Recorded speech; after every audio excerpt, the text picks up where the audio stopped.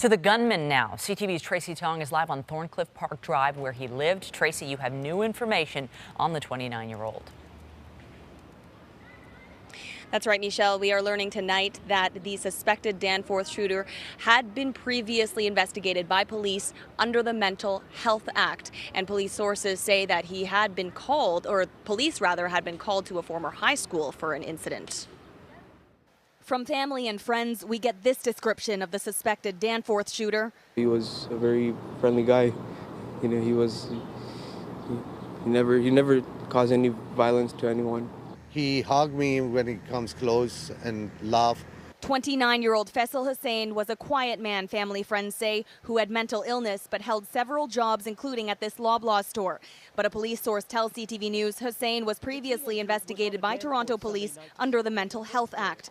CP24 has confirmed he attended high school at Victoria Park Collegiate and in 2010 made comments to school officials that led them to contact police. The source says he spoke about being the Joker from the Batman movie and talked about liking death and explosions. They will be looking at things such as, was it a targeted shooting? Was this man out to shoot somebody intentionally? Was it just a random act of just pure evil? Was there a mental health component to it? Was it a terrorist act? What inspired him to do it? What motivated him to do it? Right now, I would say nothing's off the table. This family could never do anything bad. Never, ever, ever, ever. And especially, they are going through hell. A family spokesperson says Hussain's mother lost a daughter to an accident, has a son in a coma. Her husband has Parkinson's, and now she has to live with the guilt, pain, and loss from this Danforth shooting. We have a sympathy.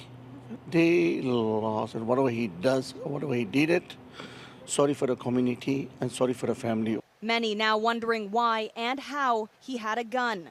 Unfortunately, in our country, there are many ways in which a person can illegally acquire a handgun, and I can't speak specifically about the circumstances. That's still under investigation. And although I've talked to the chief of police, I don't have any information on how that individual came to be in possession of that gun. But I am familiar with the way in which people intent on criminal and violent criminal activities can, at times, obtain handguns both legally and illegally, and overwhelmingly, they do it in an illegal fashion. Federal Public Safety Minister Ralph Goodale says, as far as we're aware at this stage, based on the state of the investigation, which by the way is led by the Toronto Police Service, there is no connection between that individual and national security. Toronto police say they are still investigating the motive. And Toronto police say that they have completed the search warrant here at the apartment on Thorncliffe Park Drive, but they are still in the process of interviewing witnesses, gathering background information, creating timelines, and conducting online and technical searches, and that it will all take some time. Reporting live, I'm Tracy Tong. Back to you, Ken.